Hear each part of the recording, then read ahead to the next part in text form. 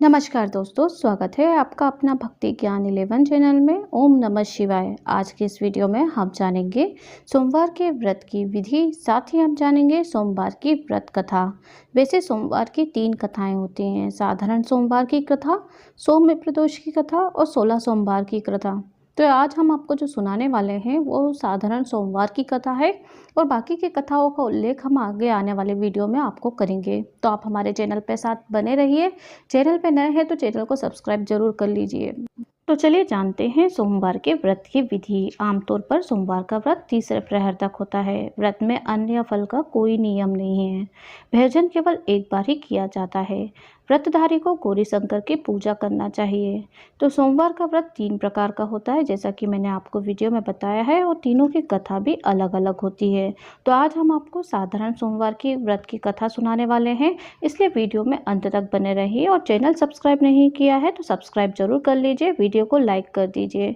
तो बिना स्किप किए हुए वीडियो को अंत तक देखिए, क्योंकि अधूरा ज्ञान लटकती तलवार के समान होता है। तो नियम तीनों व्रतों के एक ही हैं। तीसरे पहर शिव पूजन करके कथा कह सुनकर भोजन करना चाहिए। तो ये तो थी सोमवार के व्रत की पूजा विधि। अब हम जानेंगे सोमवार व्रत कथा। तो एक नगर में एक सेठ रहता था। उसे धन ऐश्वर्य की कोई कमी नहीं थी, फिर भी वह दुखी था क्योंकि उसका कोई भी पुत्र नहीं था। पुत्र प्राप्ति के लिए वह प्रत्येक सोमवार को व्रत रखता था तथा पूरी श्रद्धा के साथ शिवालय में आकर भगवान गौरी शंकर, माता पार्वती की पूजा करता था। उसके भक्तिभाव से दयामती पार्वती जी द्रवित हो गई और एक दिन अच्छा अवसर देखकर उन्होंने शंकर जी से विनती की, स्वामी, यह नगर सेठ आपका परम भक्त है, नियमित रूप से आपका व्रत रखता है, फिर भी पुत्र के अभाव से पीड़ित है, कृपया इसकी कामना पूरी करिए। पार्वती जी ने शंकर जी से कहा। तो दयालु पार्वती की ऐसी इच्छा को सुनकर भगवान शंकर ने कहा, पार्वती, यह संसार कर्म भूमि है, इसमें जो जैसा करता है वह वैसा ही भरता है। इस साहूकार के भाग्य में पुत्र सुख नहीं है। शंकर के इनकार से पार्वती जी निराश हो गईं। उन्होंने शंकर जी से तब तक आग्रह करना जारी रखा जब तक कि वह साहूकार को पुत्र सुख देने को तैयार नहीं हुए शंकर जी। तो भगवान शंकर ने पार्वती जी से कहा कि तुम्हारी इच्छा है, इसलिए मैं उसे एक पुत्र प्रदान करता हूँ, लेकिन इसकी आयु केवल 12 वर्ष होगी। संयोग से नगर सेठ गौरी शंकर संवाद सुन रहा था। समय आने पर नगर सेठ को सर्व सुख संपन्न पुत्र रत्न की प्राप्ति हुई। सब और खुशियां मनाई गई, नगर सेठ को बधाइयां दी गई, लेकिन नगर सेठ की उदासी में कोई कमी नहीं आई, क्योंकि वह जानता था कि यह पुत्र केवल 12 वर्ष के लिए प्राप्त हुआ है। उसके बाद कालबली इससे मुंह छीन लेगा, मतलब यमराज इसे ले जाएंगे। इतने पर भी सेठ ने सोमवार का व्रत और गौरी शंकर का पूजन हवन यथाविधि पहले की तरह ही जारी रखा। जब बालक 11 वर्ष का हो गया तो वो पूर्ण युवा जैसा लगने लगा। फलतः सभी चाहने लगे कि उसका विवाह कर दिया जाए। नगर सेठानी का भी यही आग्रह था, किंतु नगर सेठ पुत्र के विवाह को तैयार नहीं हुआ, क्योंकि उसने अपने साले को बुलवाकर आदेश दिया था कि वह पर्याप्त धन लेकर पुत्र सहित काशी के लिए कूच करे और रास्ते में भजन तथा दान दक्षिणा देता हुआ काशी पहुंचकर सर्व विद्या में पूर्ण बनाने का प्रयास करें। तो मामा भांजे काशी के लिए रवाना हो गए। हर पड़ाव पर वे यज्ञ करते रहे, ब्राह्मणों को भोजन कराते और दान दक्षिणा देकर दानहीनों को संतुष्ट करते। इसी प्रकार वह काशी की ओर बढ़ रहे थे कि एक नगर में उनका पड़ाव पड़ा और उस दिन उस नगर के राजा की कन्या का विवाह था। बारात आ चुकी थी, किंतु वर पक्ष वाले भयभीत थे, क्योंकि उनका वर एक आंख से काना था। उन्हें एक सुंदर युवक की आवश्यकता थी। गुप्तचरों से राजा को जब नगर सेठ के पुत्र के रूप गुण की चर्चा का पता लगा तो उन्होंने मामा भांजे को अपने पास बुलाकर अपना उद्देश्य समझाते हुए यकीन दिलाया कि विवाह के पूरा होने तक लड़का यदि दूल्हा बना रहेगा तो वे उन दोनों को बहुत धन देंगे और उनका एहसास भी नहीं मानेंगे। तो नगर सेठ का लड़का इस बात के लिए राजी हो गया। कन्या पक्ष के लोगों ने राजा के पुत्र के भाग्य की बहुत सराहना की। उसे इतना सुंदर वर मिला है। जब सेठ का पुत्र विदा होने लगा तो उसने राजा के पुत्र की चुनरी पर लिख दिया था कि तुम्हारा विवाह मेरे साथ हुआ है। मैं राजा का लड़का ना होकर नगर सेठ का पुत्र हूँ और विद्या अध्ययन के लिए काशी जा रहा हूँ। राजा का लड़का तो काना है।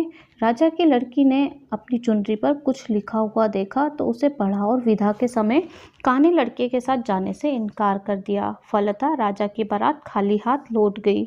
नगर सेठ का पुत्र काशी जाकर पूरी श्रद्धा और भक्ति से विद्या अध्ययन में जुट गया। उसके मामा ने यज्ञ और दान पुण्य का क्रम जारी रखा। जिस दिन लड़का पूरे 12 वर्ष का हो गया था, उस दिन भी और उन दिनों की तरह यज्ञादि हो रहे थे।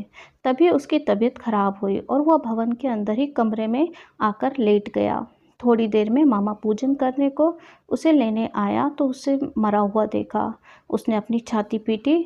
जब उसे होश आया तो उसने सोचा कि यदि मैं रोया चिल्लाया तो पूजन में विघ्न पड़ेगा, ब्राह्मण लोग भोजन त्याग कर चल देंगे। अतः उसने धैर्य धारण कर समस्त कार्य निपटाया और उसके बाद जो उसने रोना पीटना शुरू किया तो उसे सुनकर सभी के हृदय विदीर्ण होने लगे। सौभाग्य से उसी समय उसी रास्ते से गौरी शंकर जा रहे थे। गौरी के कानों में वह करुण क्रदन पहुंचा तो उसका वात्सल्य से पूर्ण हृदय करुणा से भर गया।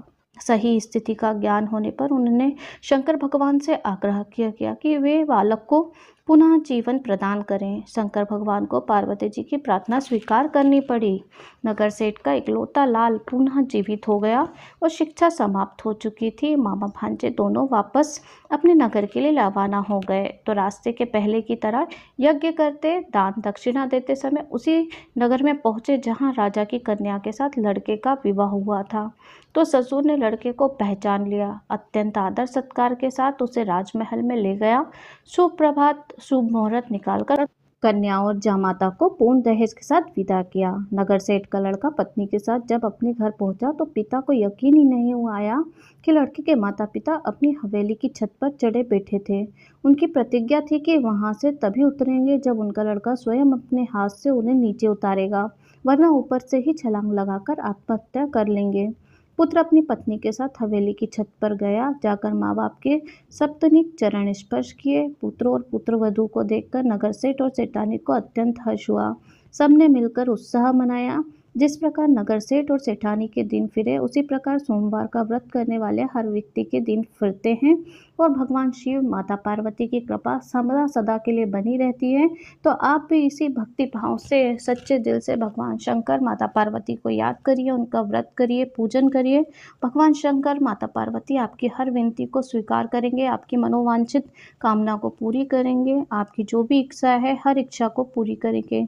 तो आप लोगों को कथा कैसी लगी? अगर थोड़ा सा भी वीडियो अच्छा लगा हो तो चैनल को सब्सक्राइब जरूर कर लीजिए, नोटिफिकेशन बेल को ऑन कर लीजिए ताकि जब भी इस तरह का वीडियो अपलोड होगा तो सबसे पहला नोटिफिकेशन आपको मिल जाएगा। साथ ही आने वाले तीज त्योहारों की जानकारी आपको इसी वीडियो के माध्यम से इस तरह से मिलती रहेगी। तो चैनल पर अंत तक बने रहने के लिए आप सभी को धन्यवाद। मिलती हूँ मैं आपसे नेक्स्ट वीडियो में, तब तक के लिए ओम नमः शिवाय।